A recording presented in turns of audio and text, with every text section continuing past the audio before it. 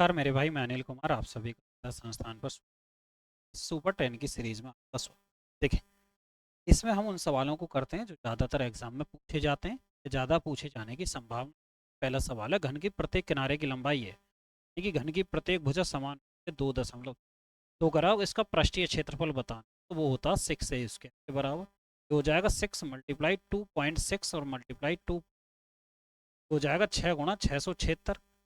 इसकी जब गुणा करेंगे 6 छंग 36, 3 6 7 42, 3 45, 6 छंग 40, 40.56, ये क्या आ जाएगा जी, सेंटीमीटर स्क्वायर। यानी कि ये इसका पहला सवाल हो। दूसरे सवाल पर आओ। एक आदमी गोलाकार तालाब है, यानी कि गोलाकार तालाब ये है, इसका चक्कर लगा रहा।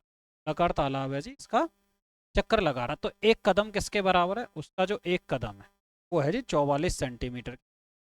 ठीक है, तो वो कह रहा है जी 700 कदम में पूरा कर लेता है चक्कर को, यानी कि 700 कदम में चलेगी दूरी कितनी आ जाएगी? 44 गुणा 700, इतना सेंटीमीटर। यानी कि एक पूरा सर्कल सर्कल पूरा कर दिया उसने 700 कदम में। तो परिधि कितनी आ जाएगी? ये है जी, मीटर में पूछेंगे सेंटीमीटर में, तो 44 गुणा 7 यानी कि मीटर निकल कर आए। आपको याद हो तो मैंने आपको बताया था आर बराबर 7 पर परिधि सरकमफ्रेंस 44 होता और एरिया होता है 104। ध्यान से समझ, 104। मैं ये कह सकता हूँ ये इसका 7 गुना परिधि, यानी कि 44 गुणा 7 है, तो इसका 7 का स्क्वायर कर लेंगे, यानी कि क्षेत्रफल कितना आएगा? 154 गुणा 49। अब 154 क्या जी? 11 का मल्टीपल है। 154 जो है वो 11 का मल्टीपल है, तो 11 का अगर हम मल्टीपल देखें, 11 का अगर मल्टीपल देखते हैं तो यहाँ पर देखिए 11 से 7 4 11 और 6 5 11, 11 से गया, 6 4 10, 5 6 11 नहीं जाएगा जी। और 7 5 12, 6 4 10, 11 से नहीं जाएगा। 6 और 7 13, 7 5 4 9, यानी कि सिर्फ 12 का मल्टीपल एक ही, यानी कि ऑप्शन ए हो जाएगा।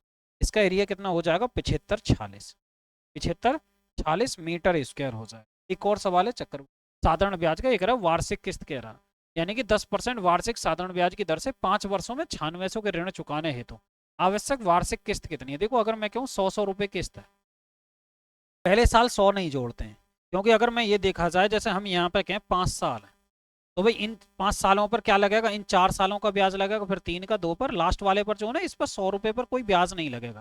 अगर मैं कहूँ 100 ऐसे 100 मैं लिखता हूँ भाई, 100 के हिसाब से जमा करने थे, पर यहाँ पर तो ब्याज ये तो कट गया, इस पर तो ब्याज लगेगा ही नहीं।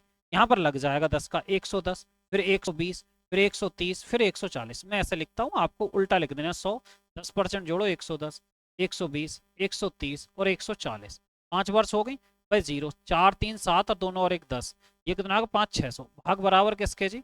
9600। तो ये हो जाएगा 16 छिक्का 96, यानी कि 16 गुना। तो 100 की वैल्यू कितनी हो जाएगी? 1600, यानी कि 1600 रुपये क्या हो जाएगी? वार्षिक किस्त निकल कर आएगी। मेरे भाई ये रहे आज के 3 सवाल। ऐसी वीडियोस जानने के लिए हमारे चैनल से जुड़े रहो मेरे भाई, ठीक है। कंटिन्यू आपको ये सवाल मिलते रहते हैं और डोलते फिरते इन सवालों को करते रहना, ठीक है। तो आज की क्लास को यहीं समाप्त करेंगे, मिलते हैं नेक्स्ट वीडियो।